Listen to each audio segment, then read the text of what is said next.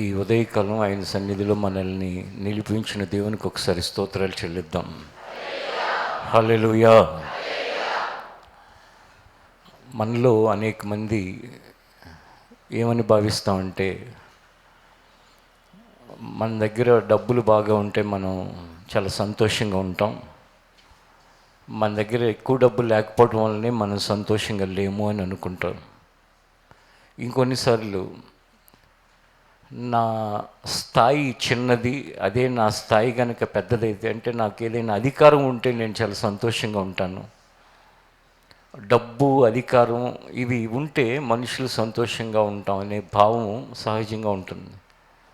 ఇది నిజమేనా అని ఆ స్థానంలోకి, ఆ స్థాయికి వెళ్ళిన వాళ్ళని చూసామనుకోండి, వాళ్ళు ఏమంటారంటే, ఇవన్నీ లేకముందే నాకు బాగుండేది, ప్రశాంతంగా ఉండేవాడిని, ఈ డబ్బు పెరిగిన తర్వాత నాకు మనశ్శాంతి లేకుండా అయిపోయింది, రోజు అనవసరమైన టెన్షన్స్ అని తాను కోరుకున్న వస్తువులు కొనగలిగిన స్తోమత ఉన్నా, తన దగ్గర ఉన్న డబ్బుని ఏం చేయాలో అర్థం కానంత ఎక్కువగా ఉన్నా, అతని జీవితంలో అతను నెమ్మదిగా లేను అనే విషయాన్ని చెప్తూ ఉంటాడు.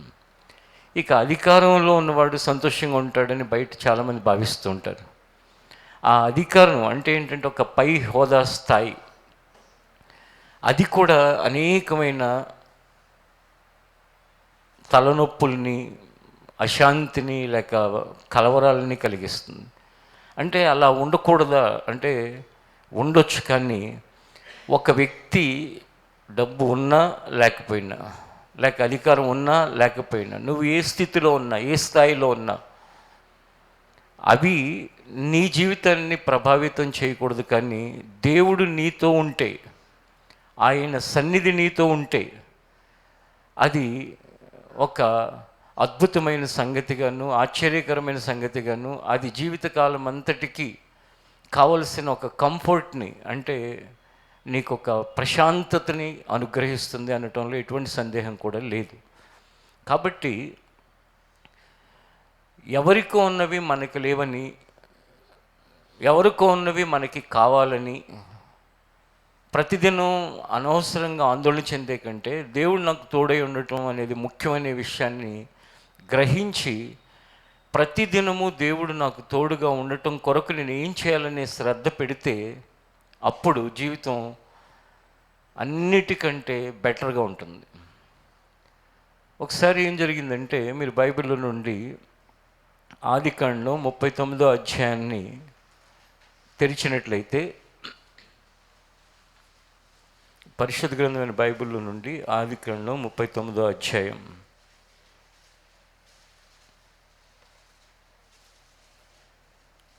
2-3 వచనాలను చదువుకుందాం.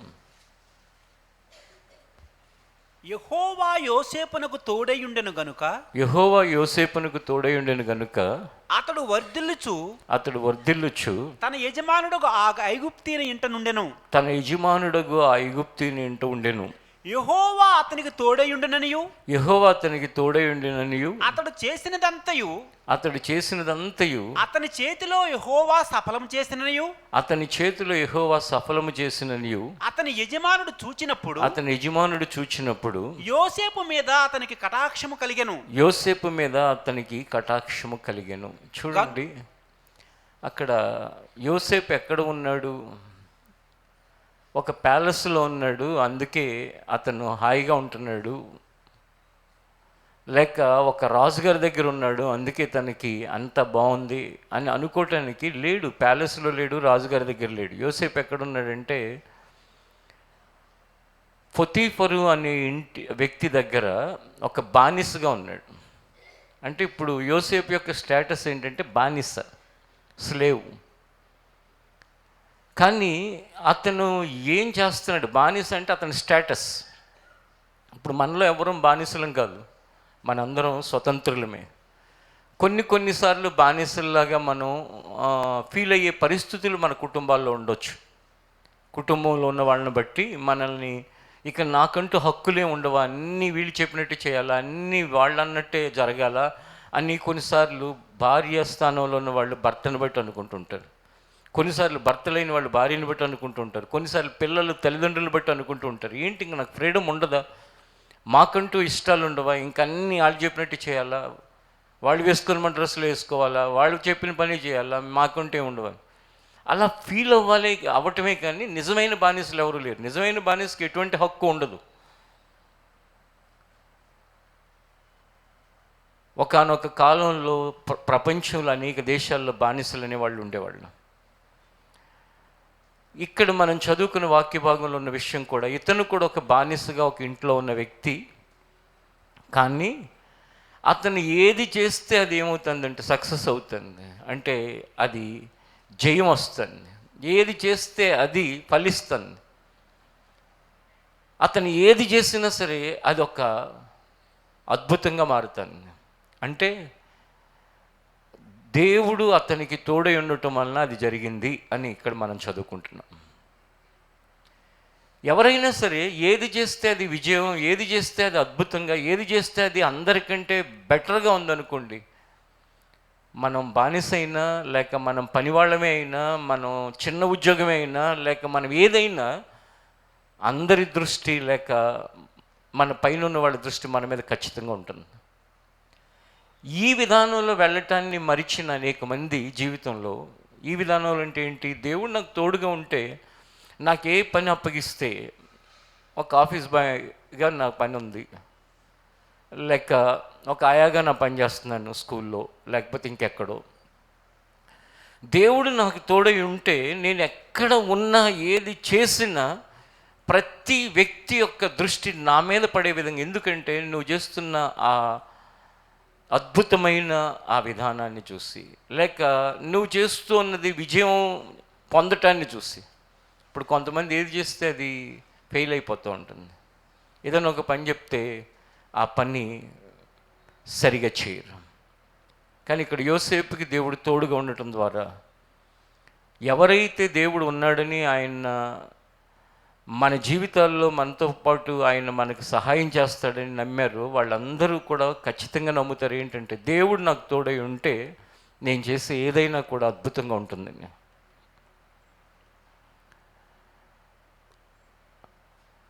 దేవుని మందిరానికి నేను ప్రతి వారం వస్తున్నాను, వెళుతున్నాను,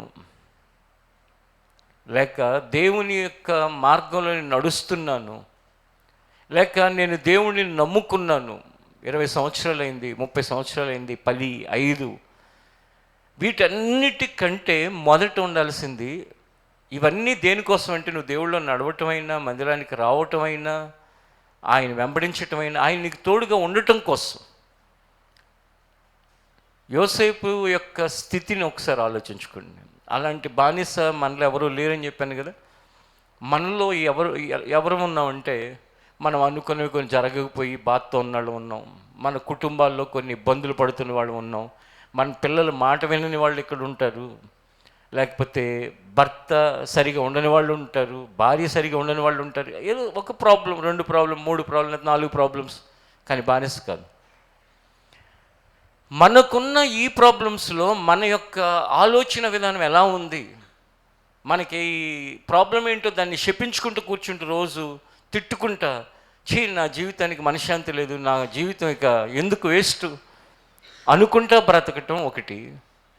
కానీ ఇక్కడ యోసేపు తాను ఎక్కడ బానిసగా ఉన్నాడో ఆ బానిసగా ఉన్న స్థలంలో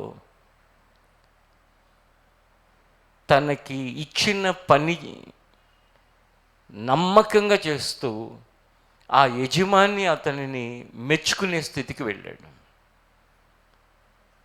ఒకసారి మీరు కొలసీలకు రాసిన పత్రికను తెరిస్తే అక్కడ ఏమని రాయబడి ఉంటుందంటే,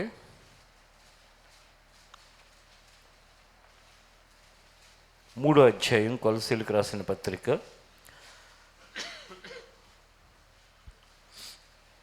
23వ వచనాన్ని 24వ వచనాన్ని మనం చదువుకుందాం.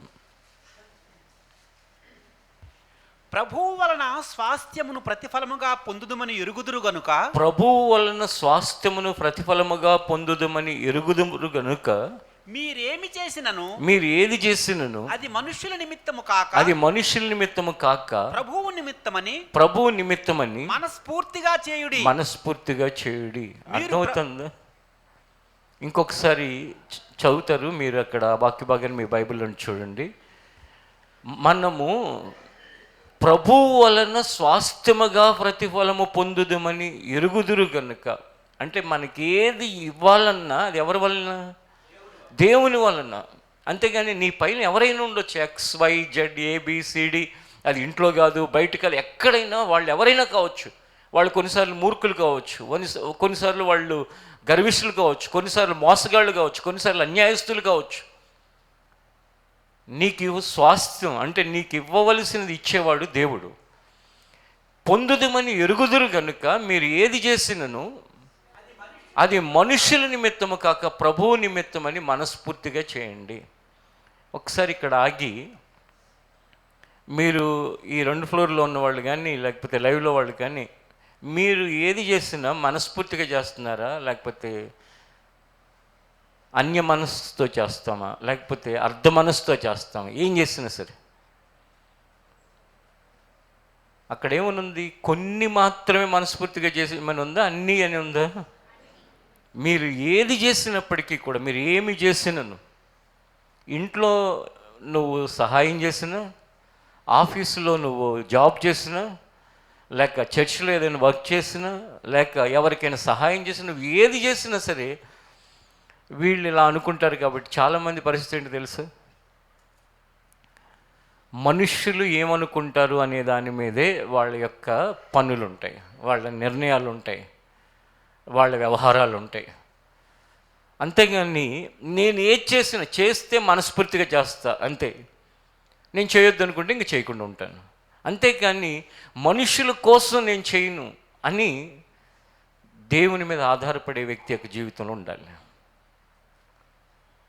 కొన్నిసార్లు మనస్సు రాదు చేయటానికి, తల్లిదండ్రులు చెప్పింది, కానీ నాకు వాళ్ళు ఇచ్చిన ఈ జీవితం, వాళ్ళు నాకు చేసిన సేవ, వాటన్నిటి ముందు వాళ్ళు చెప్పిన ఈ పని ఎంత? ఎవరైతే పిల్లలుగా ఉండి తల్లిదండ్రుల యొక్క మాట వినకుండా లేక మాట వినటానికి మీకు ఇష్టం లేని వాళ్ళు ఉంటారో వాళ్ళని అడుగుతున్నాను, వాళ్ళు ఈ భూమి మీద, నువ్వు ఈ భూమి మీదకి రావటానికి దేవుడు నిర్ణయిస్తే వారి ద్వారా నువ్వు వచ్చావు, ఆ బయలాజికల్ దీని ద్వారా నువ్వు వచ్చావు. 2, నీకు ఎంత సర్వీస్ చేశారు? నీకు ఎంత సర్వీస్ చేశారో నాకైనా నీకైనా మనకెవరికి తెలియనంత సర్వీస్ చేశారు. కన్న దగ్గర నుంచి, పుట్టిన దగ్గర నుంచి ఎంతో చేశారు, ఇంకా చేస్తానే ఉంటున్నారు. పోయిన వారం కూడా జ్ఞాపకం చేశాను, ఇప్పుడు స్కూల్ స్టార్ట్ అవుతాయి, ఆ ఫీజులన్నీ కట్టడానికి రకరకాల పరిస్థితులు కొందరి దగ్గర ఉంటాయి, కొందరి దగ్గర ఉండవు. ఎవరో ఒకరి దగ్గర అప్పు తీసుకోవాలి, కొన్నిసార్లు ఇంకా ఎవరో ఒకరి దగ్గర చేబదులు తీసుకోవాలి, లోన్లు తీసుకోవాలి, ఏయో తిప్పలు పడి లక్షలు వేలు డబ్బులు కట్టి. ఎందుకు అంటే, ఒకసారి ఒక తండ్రి చెప్పాడు ఒక మాట. అన్నదమ్ములు ఇద్దరు హైదరాబాద్లో ఉండేవాళ్ళు. వాళ్ళలో ఒక వ్యక్తి సరిగా ప్రవర్తించకుండా చెడ్డగా ప్రవర్తించినప్పుడు ఊరు నుంచి వాళ్ళ నాన్నని పిలిపించి చెప్పాను, మీ అబ్బాయి పరిస్థితి ఏం బాగాలేదు, కొంచెం మాట్లాడండి అని. వాళ్ళ నాన్న ఏమన్నాడో తెలుసా?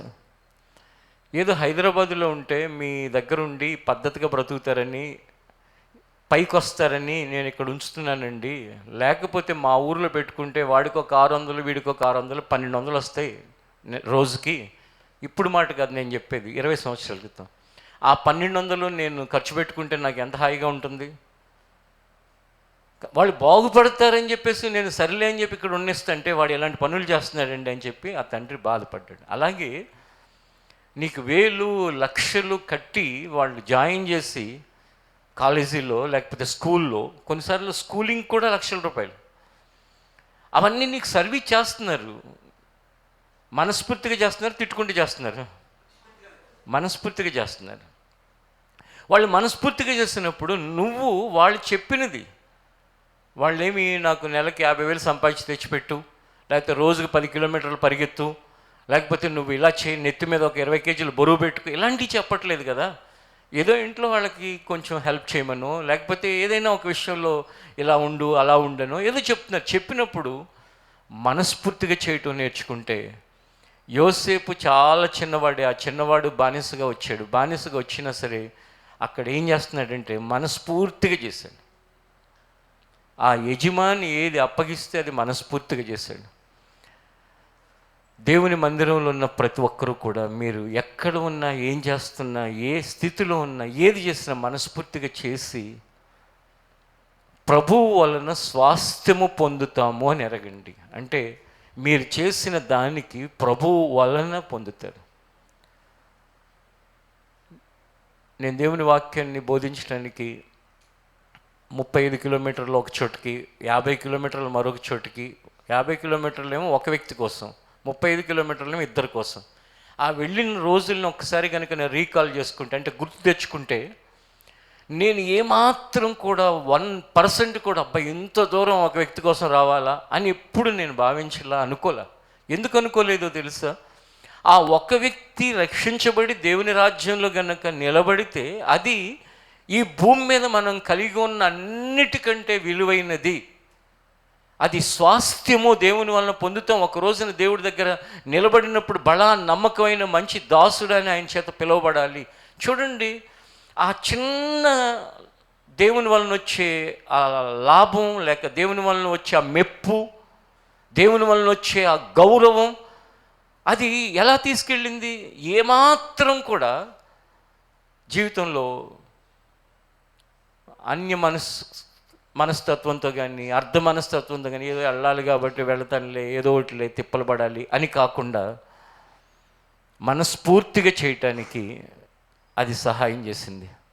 ఈ ఉదయకాలం ఈ ఫ్లోర్లో కానీ, పై ఫ్లోర్లో కానీ, ఆ లాస్ట్లో కూర్చున్నారు కొంతమంది పిల్లలు. అంటే దగ్గరలో కూర్చుంటే కనుక ఎక్కడ మనల్ని ఏదైనా అడుగుతారేమో అని చెప్పేసి. మీ పోకిరి వేషాలు నాకు తెలుసు. కాలేజీకి వెళ్ళి మీ ప్రవర్తన, తండ్రి లేడు మీకు, మీ తల్లి మిమ్మల్ని కష్టపడి పెంచి పెద్ద చేస్తుంది, ఎన్నో తిప్పలు పడుతుంది, కానీ మీ పోకిరి వేషాలు, మీ పనికి మాలిన పనులు, అన్నకేం తెలియదేమోలే, మమ్మల్ని ఏమంటలేదు కనపడినా అని అనుకుంటున్నారేమో. ఎందుకో తెలుసా? ఉన్న ఒక్క భయం కూడా పోగొట్టకూడదని చెప్పేసి నేను లోపలే దాన్ని దాచుకుని ప్రార్థన చేస్తా. వీళ్ళలో ఏదో విధంగా ఏదో రోజున మార్పు రాకపోతుందని ఎదురు చూస్తున్నాను. మీరు పాడైపోయి దారి తప్పిందే కాకుండా ఇంకా మీతో ఇంకొంతమందిని దారి తప్పించే పనులు కూడా చేస్తున్నారు. ఆలోచించుకోండి. జీవితం ఒక్కసారి దారి తప్పిన తర్వాత మరలా దారిలోకి రావటం చాలా చాలా కష్టం. మీలో వయసులో పెద్దవాళ్ళకి, అనుభవజ్ఞులకు తెలుసు, కొన్ని అలవాట్లు చేసుకోవటం చాలా తేలిక, కానీ దాని నుంచి బయటికి రావటం చాలా కష్టం.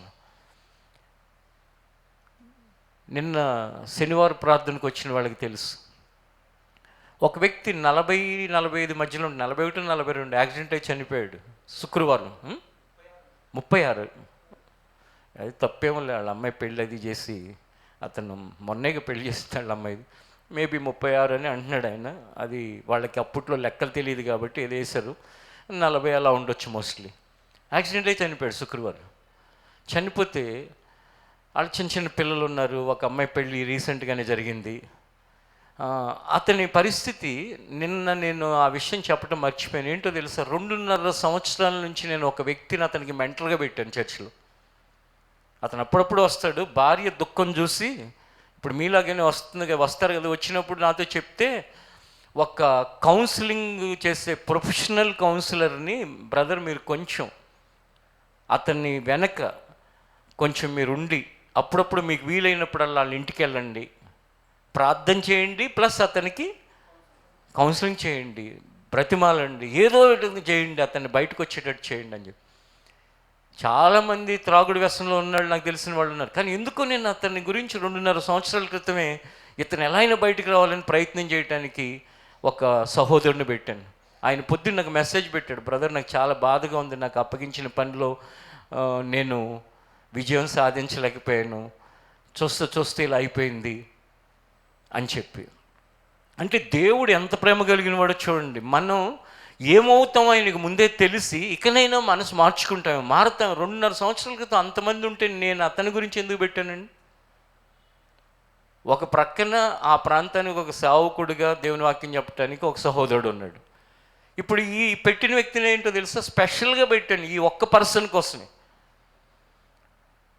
కానీ ఎన్నోసార్లు వాళ్ళ ఇంటికి వెళ్ళాడంట. ఒకసారి అయితే కాళ్ళు కూడా పట్టుకుని ఆ, నా నేను చెప్తున్నది నీకు అర్థం కాకపోతే నేను బతిమాలుతున్నానని కూడా ప్రయత్నం చేయటానికి చూశాను నేను. నా మనసులో అంతగా అతను ఎలా అయినా మారాలని అనిపించింది. అంటే ఎవరి కోసం పనిచేస్తాను? బ్రతిమలాడటానికి ఏమైనా వాళ్ళు డబ్బులు తీసుకుంటున్నారా? లేకపోతే కాళ్ళు పట్టుకుని వాళ్ళని ఎలా అయినా సరే ప్రేమ చూపించడానికి ఏంటంటే ఒక్కటే, అన్న ఒక ప్రక్కన ఎంతోమంది గురించి ఈ బాధ్యత తీసుకుంటున్నాడు. చెప్పారు కదా, నేను ఒక్కడి గురించే కదా బాధ్యత. ఆ బాధ్యత తీసుకుని ఎలాగోలా బయటపడేయాలని చెప్పేసి. చూడండి, అతను ఒక్కసారి దారి తప్పాడు. ఏ వయసులో తప్పాడు మనకు తెలియదు, అప్పుడు మనకు పరిచయం కూడా లేదు. తిరిగి కాళ్ళు పట్టుకుని బ్రతిమాలుతున్నా, చేతులు పట్టుకుని బ్రతిమాలుతున్నా. 3 వారాల క్రితం నేను భుజం మీద చేసి కూడా వద్దు మానేసి వాళ్ళ భార్య చెప్తే చెప్పాను, వద్దు ఎందుకు అట్లా చేస్తున్నావు, మధ్యలో మానేవంట కదా, మళ్ళీ ఎందుకు మొదలుపెట్టావు? కూతురు పెళ్ళైన దగ్గర నుంచి మళ్ళీ మొదలుపెట్టాడు. అంటే ఏంటంటే నా బాధ్యత తీరిపోయింది, ఇక మనకి పర్వాలేదనో. మరి ఏమి ఆ సాతానిగాడు ఎలా ట్రిగర్ చేశాడు? అలా అనుకోబాకు, కాదు అని చెప్పాను. కరెక్ట్గా 3 వీక్స్ అయింది అతని మీద చేసి మరీ చెప్పాను. ఎందుకు చెప్తున్నాను తెలుసా ఈ విషయం? చెప్పాను కదా, వెనక తలకాయలు దించుకుని ముందుంటే కనుక అడుగుతామని చెప్పి అక్కడ పోకిరీలాగా తిరుగుతున్న వాళ్ళకి చెప్తున్నాను. ఇదే చివరిసారి మీకు చెప్పేది. జీవితంలో ఒక్కసారి దారి తప్పామా, వ్యర్థమైన వాటి వైపుకి డీవియేట్ అయ్యామా, జీవితంలో మరలా దానిలో నుంచి బయటికి రావటం. ఇప్పుడు చూడండి, ట్రైన్ ట్రాక్లో వెళ్ళినంతసేపు ఎంత ఫ్రీగా వెళ్ళిపోతుంది. పట్టాలు తప్పింది అంటారు, మళ్ళీ పట్టాల మీదకి దాని అంతటా అది రాగలదా? రాలేకపోగా మనుషులు ఎవరు దాన్ని అక్కడికి చేయలేరు. మళ్ళీ ఎంతో కష్టపడి ఎన్నో తిప్పలు పడితే మళ్ళీ ట్రాక్ మీదకి వస్తుంది. ఆ ట్రైన్ అయిన ట్రాక్ మీద పెట్టడానికి ఏదో ఒక మిషనరీ వాడొచ్చేమో, కానీ మనిషి జీవితం ట్రాక్ తప్పిన తర్వాత ఆ ట్రాక్లోకి రావటానికి చాలా సందర్భాలలో అది అత్యంత కష్టం, కొందరి జీవితాల్లో దాదాపు అసాధ్యం. చూడండి, ఆ వ్యక్తి ఇప్పుడు ఏం చేయగలం చెప్పండి? ఆయన తీసుకురాగలం? మీలో కొంతమంది ఇంకా అలాంటి పరిస్థితుల్లో ఉన్నవాళ్ళు ఈ రోజుతో అయిన జీవితంలో ఒక తీర్మానానికి రండి. వద్దు దేవా, నాకు ఏదో ఒక విధంగా సహాయం చేయి, నేను బయటపడాలి, నాలో మార్పు కలుగుచి. మీకు ఏదైనా స్పెషల్ అసిస్టెన్స్ కావాలంటే, ఎవరి సహాయమైనా కావాలంటే ప్రార్థన అయిపోయిన తర్వాత నా దగ్గరికి రండి, నేను ఏదో ఒక ఏర్పాటు ఏం చేస్తాను. అంతేకాని మీ ప్రవర్తన, మీ జీవితం శూన్యంలోకి నెట్టుకోబాకండి. మీ అలవాట్లు మిమ్మల్ని నరకానికి ఇచ్చుకుపోయే అవకాశం ఇవ్వబాకండి. మీ పనులు మీ తల్లిదండ్రులకి వేదన కలిగించేవిగా మారకండి. ఇప్పుడు తండ్రి లేని వ్యక్తుల్ని, పిల్లలు అబ్బాయిలైనా అమ్మాయిలైనా, తల్లులు వాళ్ళ మీదే పెట్టుకుని బ్రతుకుతూ ఉంటారు.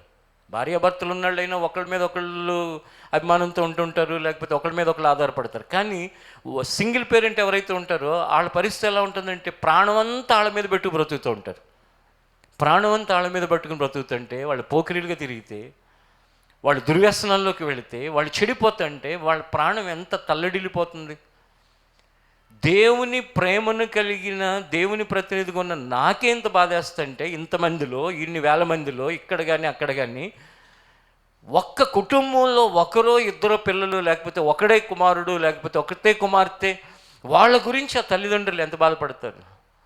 ఏ రోజైనా ఆలోచించావా? దేవుడు నిన్ను చూస్తూ ఆయన ఏమడుగుతున్నాడంటే, నువ్వు ఏది చేసినా మనస్ఫూర్తిగా చేయి, దేవుడు నీకు స్వాస్థ్యముగా ఆయన స్వాస్థ్యమును అనుగ్రహించేవాడు ఆయన అనే సంగతిని నువ్వు గుర్తెరుగు అని చెప్పేసి దేవుని వాక్యం చెప్తాను. ఎప్పుడైతే మన జీవితంలో మనం అది అర్థం చేసుకుంటామో, మన యొక్క పరిస్థితులలో లేదు ఇక నేను ఇలా కాదు ఉండాల్సింది, అవసరమైతే దేవుని సన్నిధిలో కొద్ది సమయం కేటాయించి, ప్రభువా నా జీవితం ఇలా ఉంది, నా పరిస్థితులు ఇలా ఉన్నాయి, నేను ఎందుకు వస్తున్నానో ఎందుకు వెళ్తున్నానో నాకు తెలియని ఒక అజ్ఞానంలో ఉన్నాను, నా జీవితంలో ఈ పరిస్థితుల నుంచి బయటికి తీసుకురా, ఎలా అయినా సరే నాకున్న ఈ దుర్వ్యసనాల నుంచి నన్ను విడిపించు అని దేవుని అడిగితే, అడుగుడి మీకు ఇవ్వబడును అని ఉంది. అంటే ఆయన సహాయాన్ని మనం అడిగితే ఆయన ఏం చేస్తాడంటే ఆయన సహాయాన్ని మనకి అనుగ్రహిస్తాడు. కుమారుడు మనల్ని స్వతంత్రులుగా చేయను గనుక మనం స్వతంత్రులుగా ఉంటామని యోహాను సువార్తలో రాయబడిన మాట ప్రకారం ఎవరు మనల్ని స్వతంత్రులుగా చేయగలిగేది? దేవుని కుమారుడైన యేసుక్రీస్తు. అందుకే ఏ వ్యసనాలు లేకుండా రక్షించబడి కుటుంబం అంతా క్షేమంగా నెమ్మదిగా ఉన్న కుటుంబాలకు చెప్తున్నాను, ఇలాంటి వ్యసనాల్లో ఉన్న వాళ్ళు, ఇలాంటి భయానకమైన పరిస్థితుల్లో ఉన్న వాళ్ళ కోసం ప్రార్థన చేయండి. ఏదో మన పరిచర్లో ఉన్న క్రమశిక్షణ లేకపోతే అనేక మంది పద్ధతిగా వెళ్తాను చూసి సంతోషపడటం కాదు. అక్కడక్కడ ఒకటో అరో ఇద్దరో ముగ్గురో ఇలాంటి వాళ్ళు ఉంటున్నారు కదా, వాళ్ళ కోసం ఒక భారంగా ప్రార్థన చేస్తూ అక్కడితో అయిపోతుంది. ఆ ఇద్దరు మారితే అంటే మళ్ళీ కొత్త వాళ్ళు వస్తూ ఉంటారు. ఇప్పుడు యవనస్తులేని పిల్లల నుండి వాళ్ళు దారి తప్పినప్పుడు వాళ్ళని దగ్గర చేర్చుకుని వాళ్ళతో మాట్లాడి దేవుని వాక్యాన్ని బోధించి వాళ్ళకి ప్రార్థన చేసి వాళ్ళకి దైవ ప్రేమను చూపించి వాళ్ళ ఆ పరిస్థితుల నుంచి ఇలా బయటికి తీసుకొచ్చి వాళ్ళని ప్రయోజకులను చేసి వాళ్ళని సెట్ చేసాం అనుకోండి, మళ్ళీ ఇంకో కొత్తడు, మళ్ళీ ఇంకో కొంతమంది కొత్త వాళ్ళు. ఇప్పుడు నేను ఎవరినైతే కేర్ తీసుకుంటున్నానో వాళ్ళు థర్డ్ జనరేషన్లు అంటాడు. అంటే నా వయసులో ఉన్నప్పుడు నేను ఒక 22, 23 ఉన్నప్పుడు కొంతమందిని వాళ్ళని దేవుని వాక్యం చెప్పి వాళ్ళ మార్గంలో చక్కటి మార్గాల్లో నడిపించగలిగాను. అప్పుడు తక్కువ మంది. కానీ తర్వాత ఇంకొంతమంది వాళ్ళని దేవుడి మార్గంలో నడిపించగలిగేటట్టు మన దగ్గరికి వచ్చిన వాళ్ళ సంగతి నేను చెప్తున్నాను. ఇప్పుడు ఈ 2 తరాలు అయిపోయి 3వ తరం అంటే అరౌండ్ 22, 23, 24 వాళ్ళల్లో కూడా కొంతమందిని వాళ్ళు కొన్నిసార్లు ఎదురు తిరిగినా, కొన్నిసార్లు మాట వినకపోయినా, కొన్నిసార్లు వాళ్ళు ఏం చేస్తారంటే మనం చూపిస్తున్న దేవుని ప్రేమను బట్టి మాట వింటున్నారు. ఈ 3వ తరం కూడా 4 స్టార్ట్ అయింది. ఇప్పుడు 14 ఏళ్ళకి, 15 ఏళ్ళకి, 16 ఏళ్ళకి అసలు ఎవరి మాట వినకుండా ఇష్టం వచ్చినట్టుగా ప్రవర్తించడం. కానీ మనం ఆరాధిస్తున్న మన ప్రభువైన యేసుక్రీస్తు ఎలాంటి వారిని ఏ తరములో అయినా, ఎంత భయంకరమైన వ్యక్తులనైనా, ఎంత మూర్ఖులనైనా ఆయన వారి వ్యసనాల నుంచి విడిపించగలిగిన వాడు, వారిని స్వతంత్రులుగా చేయగలిగిన వాడు. మనం విశ్వాసంతో కనుక ఆయన మీద ఆధారపడితే ఆయన తప్పకుండా వారి జీవితాలని ఆ పరిస్థితుల గుండా విడిపిస్తాడు. మీరు కూడా మీ వ్యక్తిగత ప్రార్థనలో అటు వారి కోసం ఒక భారం కలిగి ప్రార్థన చేస్తూ, ఎందుకంటే ఇప్పుడు సముద్రాన్ని ఈదగలుగుతారా ఎవరైనా? సముద్రంలో నీళ్ళు ఎన్ని అంటే లెక్క పెట్టగలమా? అలాగే నిజంగా దేవుని నామములో ప్రార్థన చేసేవాళ్ళకి ఇక అయిపోయిందిలే అనే రెస్ట్ ఉండదండి. ఎప్పటి వరకు అంటే చివరి శ్వాస వరకు. ఇందాకే చెప్పాను కదా, కొందరి కోసం ప్రార్థన చేస్తారు, వాళ్ళు మారుతారు, మళ్ళీ ఎవరు వస్తారు? కొత్త వాళ్ళు వస్తారు. వాళ్ళ కోసం ప్రార్థన మళ్ళీ కొత్త వాళ్ళు వస్తారు. వీళ్ళ సమస్యలు తీరుతాయి, వాళ్ళ సమస్యలు తీరుతాయి, ఇంకొకళ్ళ సమస్యలు తీరుతాయి, ఇంకొకళ్ళ సమస్యలు. ఇవి కంటిన్యూస్ ప్రాసెస్. అయినప్పటికీ మనం ఏది చేసినా సరే మనం మనస్ఫూర్తిగా దేవుని కొరకు చేయాలి, మనుషుల కొరకు కాదు. అది అర్థమైతే నువ్వేం చేస్తూ ఉంటావంటే మనస్ఫూర్తిగా ఆయన నామంలో ప్రార్థన చేసేదానిగా ఉంటావు, ప్రార్థన చేసేవాడిగా ఉంటావు. మనస్ఫూర్తిగా నీకు ఇచ్చిన పనిని చేసేదానిగా ఉంటావు. నీ ఉద్యోగంలో నువ్వు చేసేవాడిగా ఉంటావు. నీ పనంతా కూడా మనుషుల గురించి కాదు, దేవుని కొరకు మనస్ఫూర్తిగా నువ్వు చేసేవాడిగా ఉంటావు. ఎప్పుడైతే మనం ఇలా చేస్తూ వెళ్ళిపోతూ ఉంటామో, యెషయా గ్రంథం 43వ అధ్యాయంలో అక్కడ దేవుడు ఏం చెప్పాడంటే,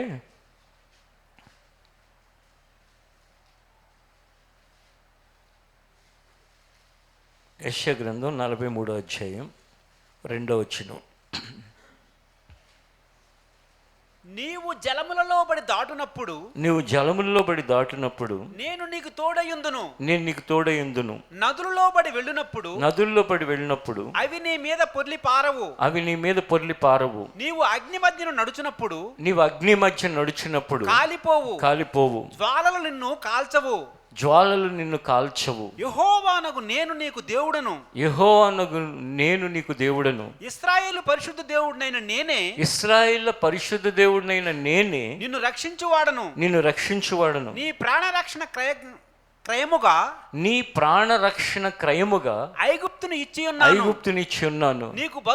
నీకు బదులుగా కూషును శబాను ఇచ్చి ఉన్నాను. చూడండి, జలముల్లో పడి వెళ్ళినా, అగ్నిలో వెళ్ళినా, నువ్వు ఎక్కడికి వెళ్ళినా నేను నిన్ను కాపాడుతాను, రక్షిస్తాను. తోడై ఉండటాన్ని బట్టి నీకు క్షేమాన్ని కలుగు చేస్తాను, జ్వాలలు నిన్ను కాల్చజాలవు, జలములలో పడి నువ్వు దాటినప్పుడు నేను నీకు తోడై ఉంటాను, నదులలో పడి వెళ్ళినప్పుడు అవి నీ మీద పొర్లి పారవు. అంటే ఎంత అపాయకరమైన పరిస్థితులైనా నేను నీకు తోడై ఉండి నేను నిన్ను కాపాడుతానని వాగ్దానం ఒకవైపున చేస్తూ ఉంటే, ఆయన ఏమాత్రం కూడా మన జీవితంలో పట్టించుకోకుండా, మాటల్ని విశ్వసించకుండా, ఆయన చెప్పిన మాట వెనుక నిష్టానుసారంగా ప్రవర్తించి, యోసేపు ఎంత చిన్నవాడండి, అన్నలందరూ ఇష్టానుసారంగా బ్రతుకుతున్నారు, యోసేపు ఒక్కడు దేవుడు చెప్పిన మాట ప్రకారం బ్రతుకుతున్నాడు. ఈ ఉదయకాలం అడుగుతున్నాను, దేవుని చెప్పిన మాట ప్రకారం బ్రతుకుతున్నావా? యోసేపు అన్నల్లాగా నీ ఇష్టం వచ్చినట్టు వెళ్ళిపోతున్నావా? యోసేపు అన్నలకి తండ్రి యాకోబే, యోసేపుకి యాకోబే. మాట వినేవాడికి ఆయనే దేవుడిగా ఉన్నాడు, మాట వినని వారికి ఆయనే దేవుడిగా ఉన్నాడు. ఇక్కడ మాట వినేవారిగా కొందరు ఉన్నాం, మాట వినని వారిగా కూడా ఉన్నాం. మన అందరం ఎవరిని ఆరాధిస్తున్నాం? మన ప్రభువైన యేసుక్రీస్తుని తండ్రి అని పిలుస్తున్నాం మనం కూడా. యోసేపు కూడా తండ్రి అని పిలిచాడు, వాళ్ళ అన్నలు కూడా తండ్రి అని పిలిచారు. కానీ వాళ్ళ అన్నలు ఏం చేస్తున్నారు? అన్ని చెడ్డ కార్యాలు చేసుకుంటా, వాళ్ళ మీద వీళ్ళకి, వీళ్ళ మీద వాళ్ళకి, ఒకళ్ళకొకళ్ళు వీడు మనమే చెప్పేస్తున్నాడు రా మన నాన్నకి, వీడి పని పట్టాలి. చూడండి వాళ్ళ పని ఏంటండి?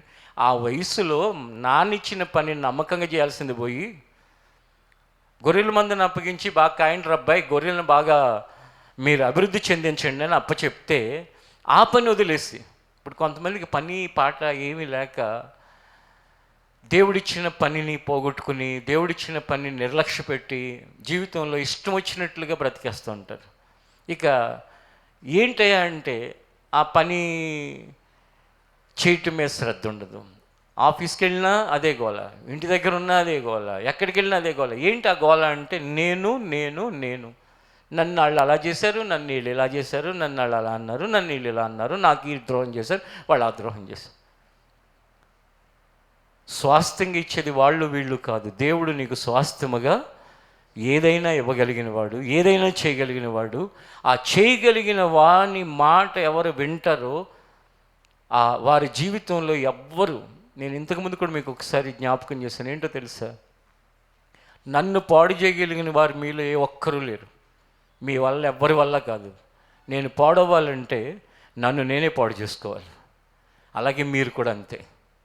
అంతేగాని నేను ఎన్ని కారణాలు చెప్పినా, తాగుబోతులు 10 మంది వచ్చి నా బుర్రంతా తినేసి నన్ను బలవంతం చేశారు, అది చేశారు, ఇది చేశారని చెప్పేసి ఎవడో మీద చెప్తావు. నిన్న మీకు నవ్వొచ్చి ఒక సంఘటన చెప్పను. భూస్థాపన కార్యక్రమంకి వెళ్ళామా, వాళ్ళకి 2 చేతులు ఎత్తి కన్నీటితో చెప్పాను, ఒక వ్యక్తి కళ్ళ ముందు ఇలా ఉన్నాడు, ఇకనైనా మీరు దాని జోలికి పోకుండా మారండి అని. ఎంతమంది ఉన్నారు అనుకుంటున్నారు? 500-600 మంది ఉన్నారు అక్కడ. చెప్పాను. సరే, ఎక్కడ? వాళ్ళ ఇంటి దగ్గర చెప్పాను, ఆ డెడ్ బాడీ ఉన్న దగ్గర. మళ్ళీ మేము ఆ బరియల్ గ్రౌండ్కి వెళ్తుంటే దారిలోనే ఒక 40 మంది లేడీస్ని ఎక్కించుకుని ఒక బండి ఆపేసి ఆ వ్యాను అక్కడ బాటిల్ కొనుక్కుంటున్నాడు. ఒకటి ఇదే కొంచెం బాధ అనిపించింది. రెండోది, నేను ఆ మట్టి వేసే దగ్గర ప్రార్థన చేసి మట్టి వేయాలి కదా, అక్కడ ఉన్నప్పుడు అక్కడ చుట్టూ అందరూ ఉన్నారు. ఒక ఇద్దరు ఆ బరియల్ గ్రౌండ్లో చాలా ప్లేస్ ఉంటుంది కదా, బాటిల్ పెట్టుకుని 2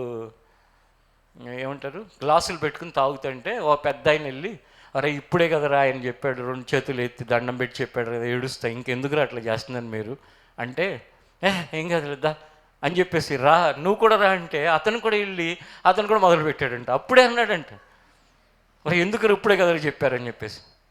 అంటే అతను అంతటా అతను తాగుతున్నాడు, వాళ్ళు బలవంతం చేస్తున్నారు. బలవంతం ఎవరు చేసినా తాగాల్సింది ఎవరు? ఎవడైతే తాగుతాడు వాడే.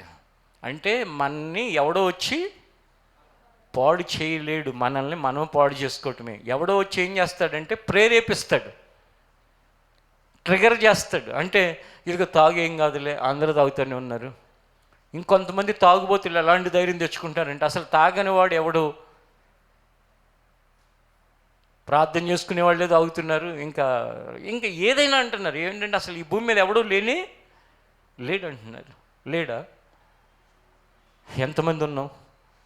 కానీ ధైర్యం తెచ్చుకుంటున్నారు. ఏమనంటే ఇంకా పర్వాలేదు, ఏమీ పర్వాలేదు అని చెప్పేసి.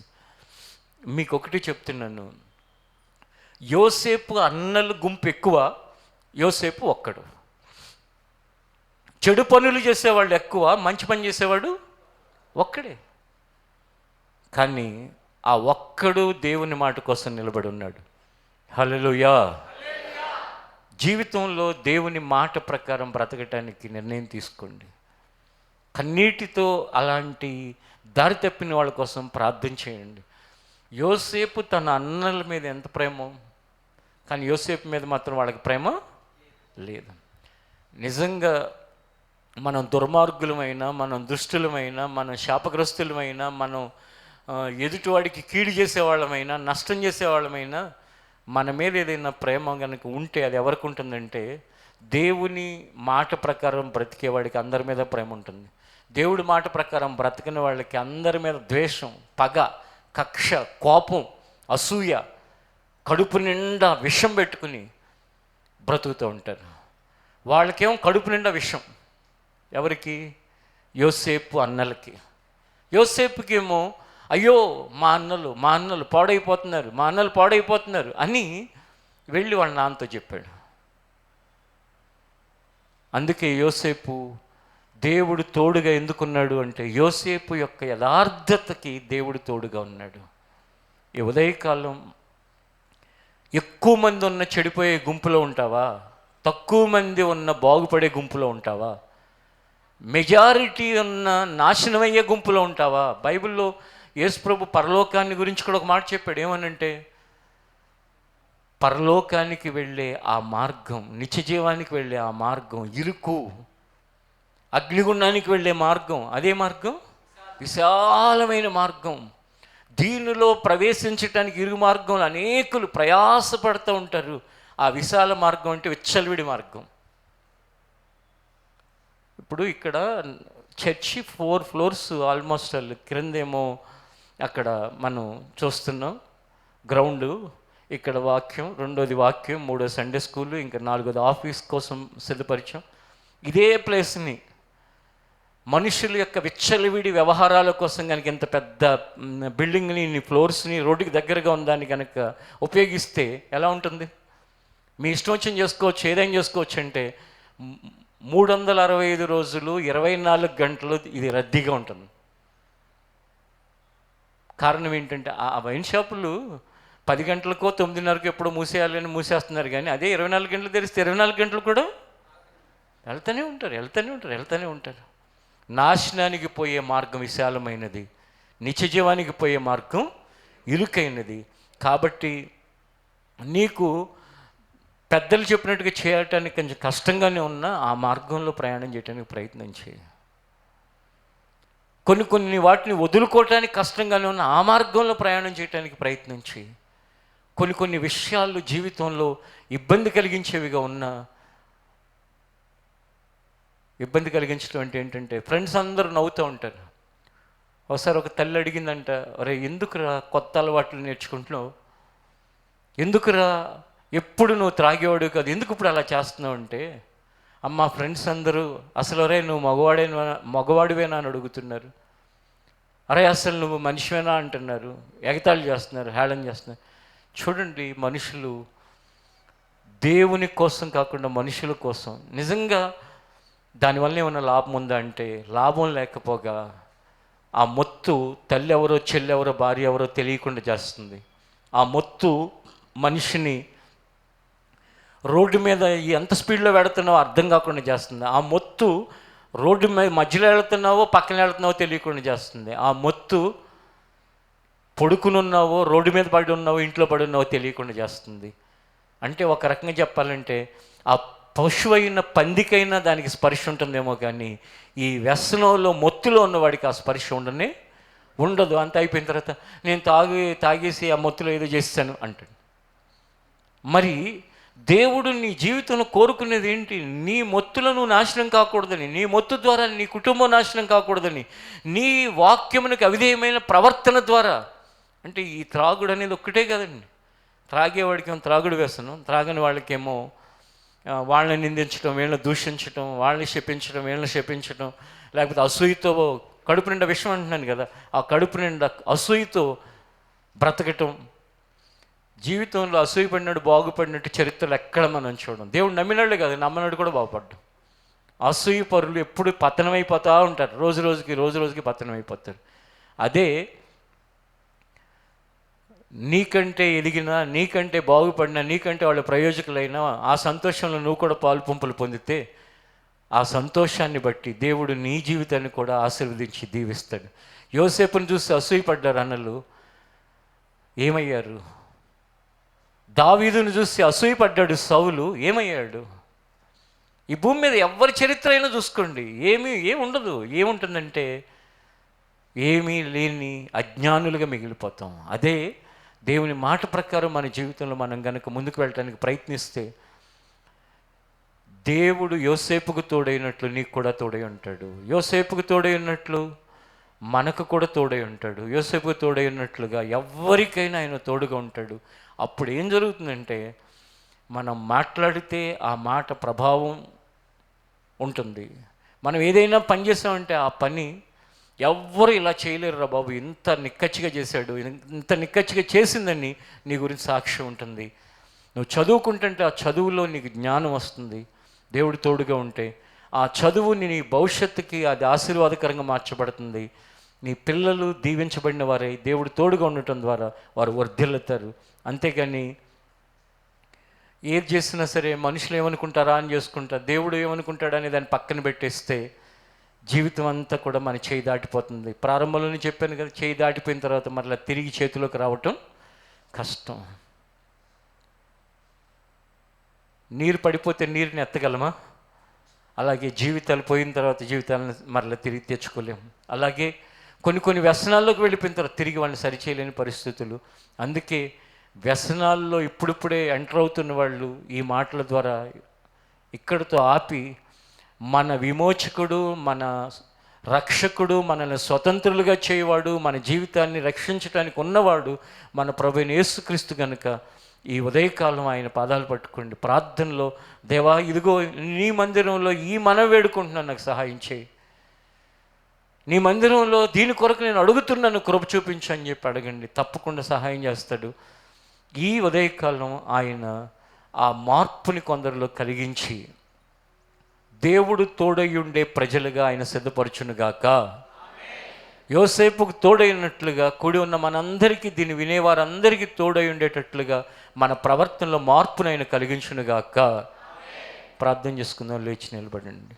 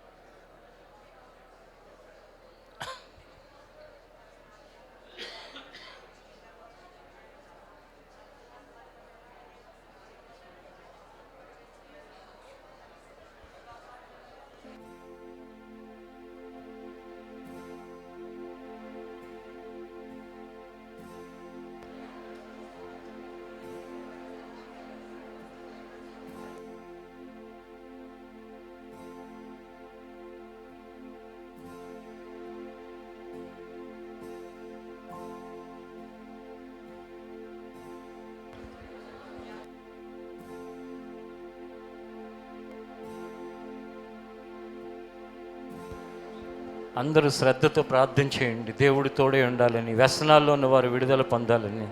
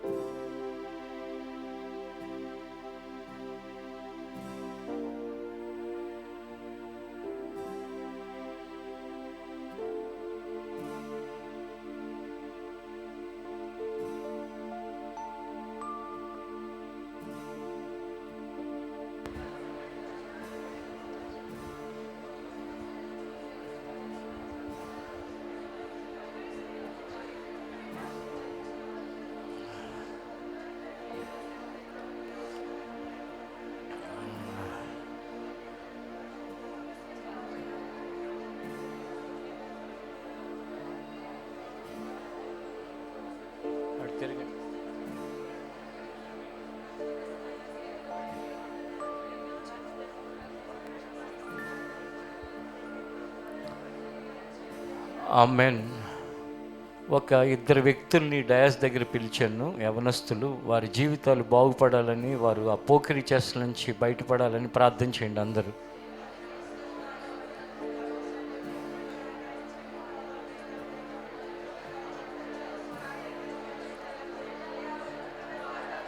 మన ప్రభు అయిన యేసుక్రీస్తు వారిని స్వతంత్రులుగా చేయాలి.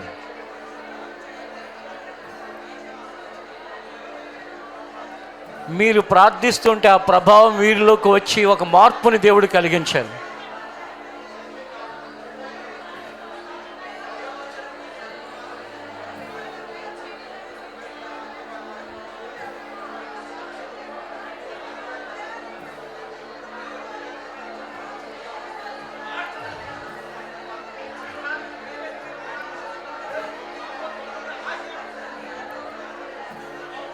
ఆమేన్.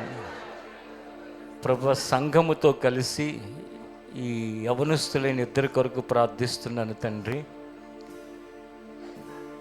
ఏ విధంగా దారి తప్పి ఇష్టానుసారంగా ప్రవర్తిస్తున్నారో వారికి నీకు తెలుసు ప్రభు. వారిలో ఒక మార్పు కొరకు వీరందరూ చేస్తున్న ప్రార్థనల ద్వారా కార్యం చేయను ఆయన. నీ వాక్యం చెప్తుంది, కుమారుడు మనల్ని స్వతంత్రులుగా చేయను కనుక మనం స్వతంత్రులగుదుము అని ఉంది నాయన. వీరు స్వతంత్రులుగా మారాలి ప్రభా. వీరి తల్లికి దుఃఖాన్ని కలిగించకుండా, పరలోకపు తండ్రివైన నీకు దుఃఖాన్ని కలిగించకుండా, తమ తోటి వారి విషయంలో ప్రభా చెడుగా ప్రవర్తించి వారిని పాడు చేసేవారిగా కాకుండా, ఎలాగనైనా లోతైన మారు మనస్సుని, పశ్చాత్తాపాన్ని, ఒక మార్పుని కలుగు చేయి తండ్రి. యోసేపు ఏ విధంగా అయితే తన తండ్రి మాట విని ప్రభా, దేవుని మాట విని, మీ మాట విని ప్రభా అతను ప్రయోజకుడయ్యాడో, వీరు కూడా తండ్రి నీ మాట విని మీరు తోడై ఉండే పిల్లలుగా చేయి తండ్రి, యవనస్తులుగా చేయి ప్రభా. వీరి భవిష్యత్తు ఆశీర్వాదకరంగా ఉండేటట్లు కార్యం చేయండి ఆయన. ఈ ఆరాధనలో ఉన్న మమ్మల్ని అందరినీ చూస్తున్నావు ప్రభా. మా జీవితాల్లో కూడా ఇంకనూ మార్పు చెందని వారి జీవితాలని దర్శించు తండ్రి. కొందరు వ్యసనములతో చెడిపోతూ ఉంటే, కొంతమంది చెడ్డ మనస్సుతో ప్రభా పాడైపోయిన హృదయముతో నశించిపోతున్న వారు ఉన్నారు. ఏదేమైనా బానిసగా ఉన్న యోసేపే ఏ పని వస్తే ఆ పని నమ్మకంగా చేస్తూ ఉంటే, యజమాని యొక్క దయ అతని మీద ఉంటే, మీరు అతనికి తోడై ఉంటే మాకు నిశ్చయంగా నువ్వు తోడై ఉంటావు ప్రభా. కాబట్టి మీరు కూడా మాకు తోడై ఉండే విధంగా మేము ప్రవర్తించడానికి, బ్రతకటానికి, నడవటానికి సహాయం చేయండి. ఈ ఆదివారపు ప్రార్థనలో ఎక్కడ ఉన్నవారిని అయినప్పటికీ తండ్రి, ఈ వాక్యం వింటున్న ప్రతి వారిని తాకండి ప్రభువా. ఈ ఆరాధన ద్వారా దర్శించి మేలు చేయమని యేసు నామములో అడుగుచున్నాను తండ్రి, ఆమేన్. ఇది శరీర రక్తాలు తీసుకునే వారం కాబట్టి బల్లారాధన కార్యక్రమం. బాప్తీసాలు పొందిన వాళ్ళు వరుసల్లో కూర్చోండి, లేని వాళ్ళు క్రింద ఫ్లోర్లోకి వెళ్ళి మీ వాళ్ళ కొరకు వెయిట్ చేస్తే వెయిట్ చేయొచ్చు. సెకండ్ ఫ్లోర్లో